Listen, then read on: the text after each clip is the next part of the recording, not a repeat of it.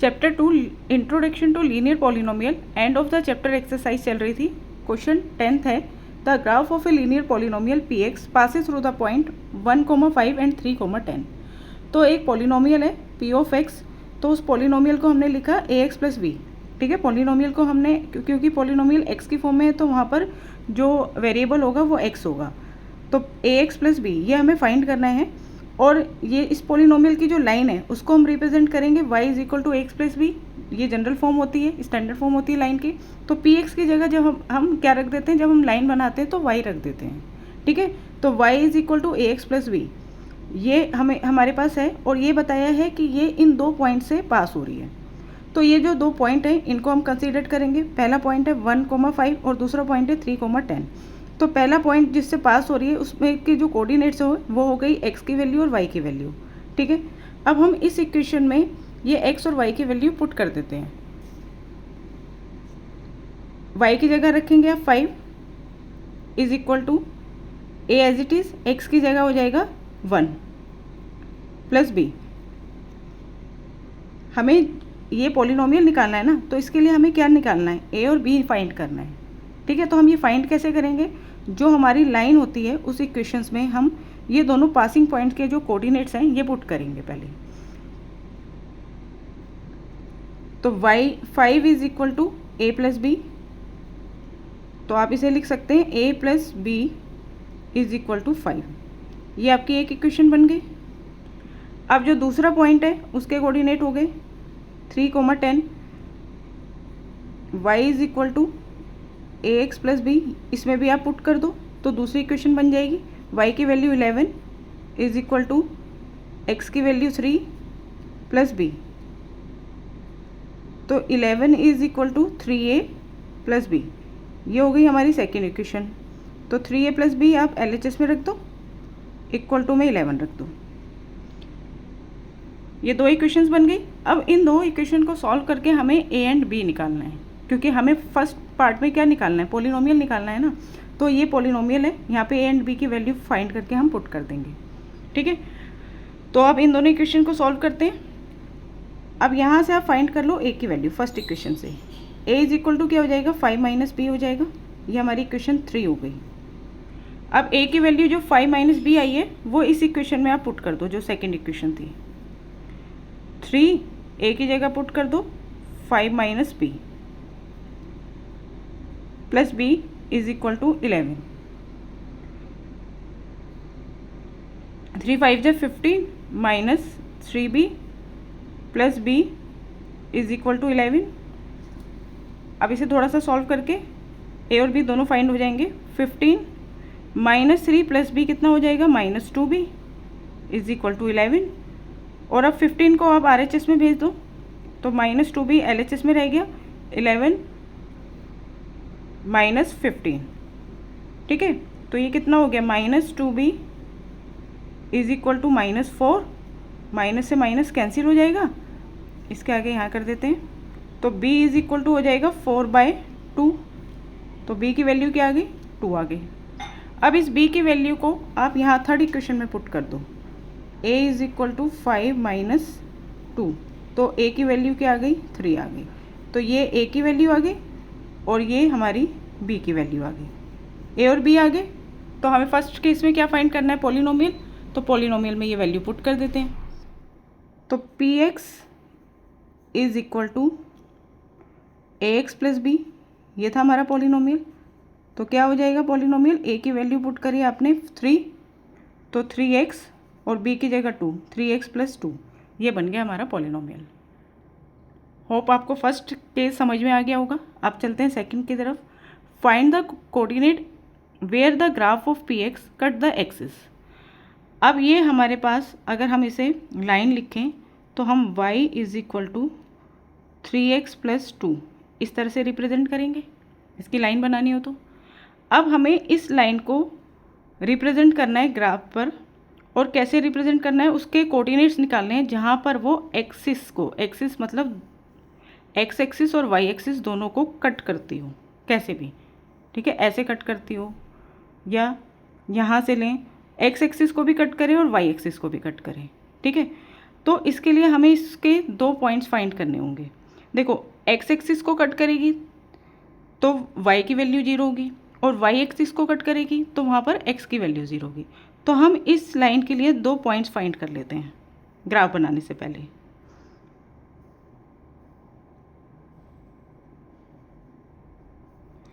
ठीक है, एक बार आप x की वैल्यू 0 ले लो, x की वैल्यू 0 ले ली तो y की वैल्यू क्या आ गई, ये 3 मल्टीप्लाई 0, ये 0 हो गया प्लस 2, तो y की वैल्यू आ गई 2। ठीक है, अब y की वैल्यू 0 ले लो, y की वैल्यू 0 रखोगे तो 3x प्लस 2, 2 इधर आके -2 हो जाएगा, -2 इज इक्वल टू 3x, और x इज इक्वल टू -2/3 हो जाएगा। तो जब हमने y 0 लिया तो हमारे पास वैल्यू आई -2/3 x की।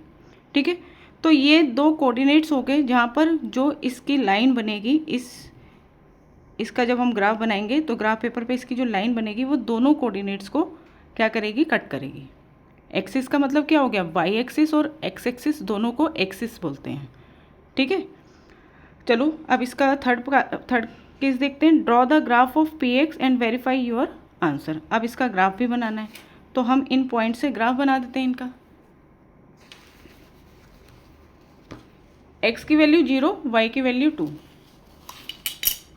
x की वैल्यू 0, y की वैल्यू 2, तो ये लाइज करेगा यहाँ पर x 0 y 2। दूसरा पॉइंट क्या लेना है हमें, x -2/3 और y 0। -2/3 का मतलब क्या हो गया, 0 और -1 के बीच में। ठीक है, -2/3 का मतलब क्या हो गया, -2/3, जब 3 को आप 2 से डिवाइड करोगे तो 0 पॉइंट समथिंग आएगा। ठीक है, कितना आएगा देख लेते हैं। 3 से जब आपने 2 को डिवाइड किया, पॉइंट लगा के 0, 3 6 या 18, -0.6 समथिंग आएगा। ठीक है, तो ये 5 हो जाएगा यहाँ पर, और ये 6 हो गया, और यहाँ पर दूसरा पॉइंट क्या है, -2.3 और 0, तो ये लाइज करेगा हमारा यहाँ पर।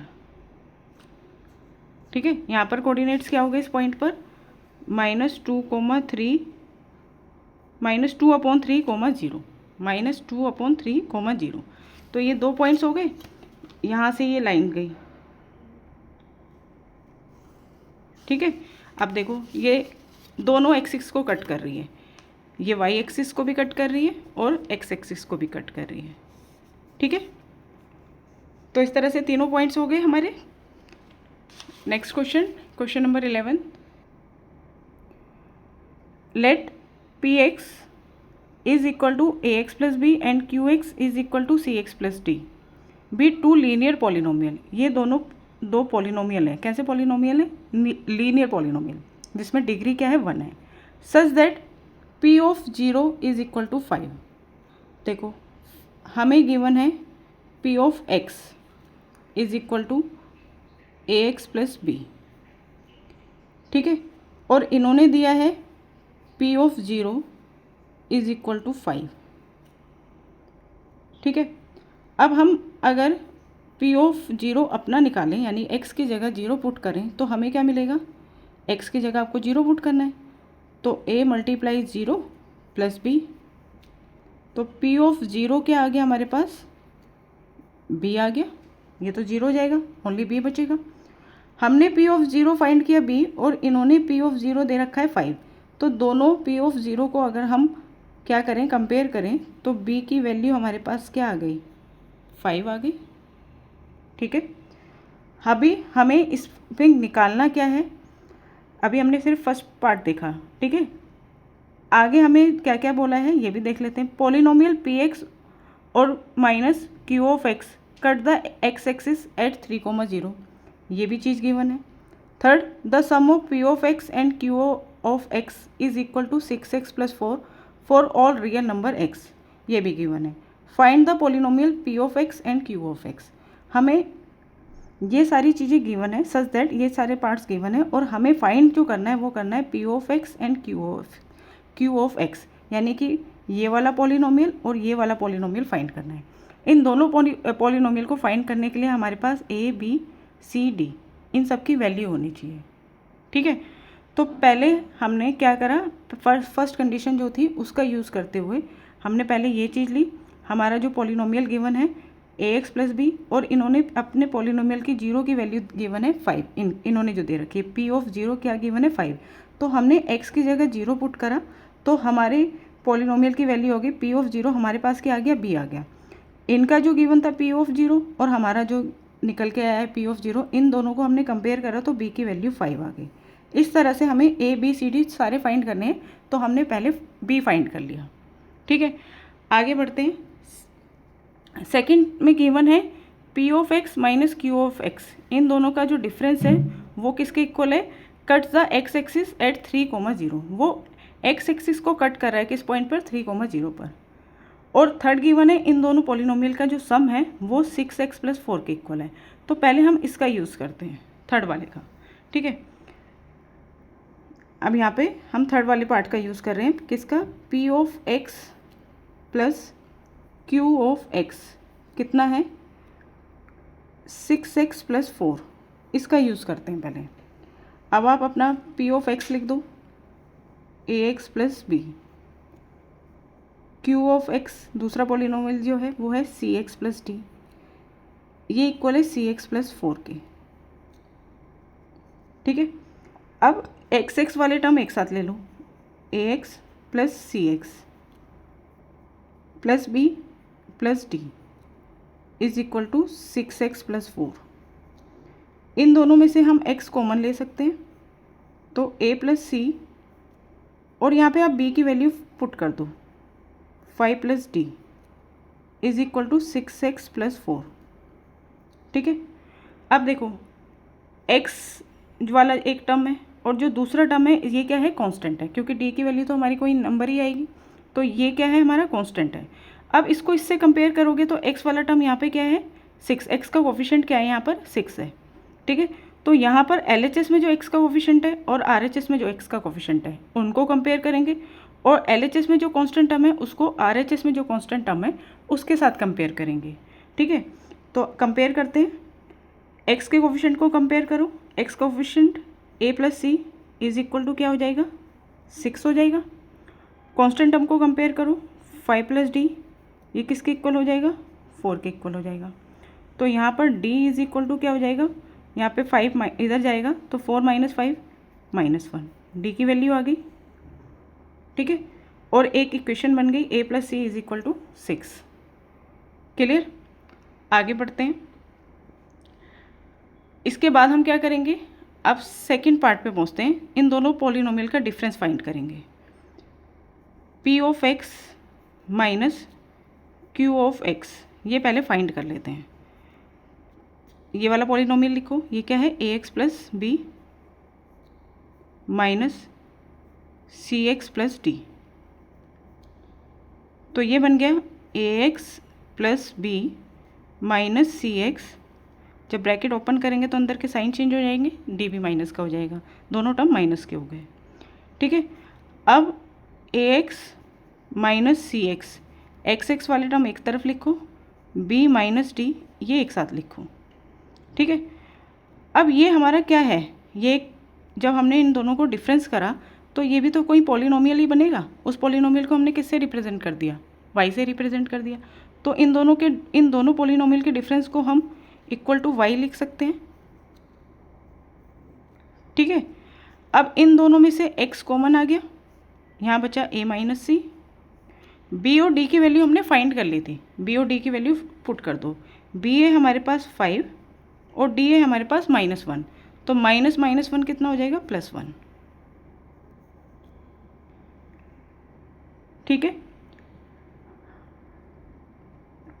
अब देखिए आगे, x is equal to x a minus c plus 6, 5 plus 1 6 is equal to y।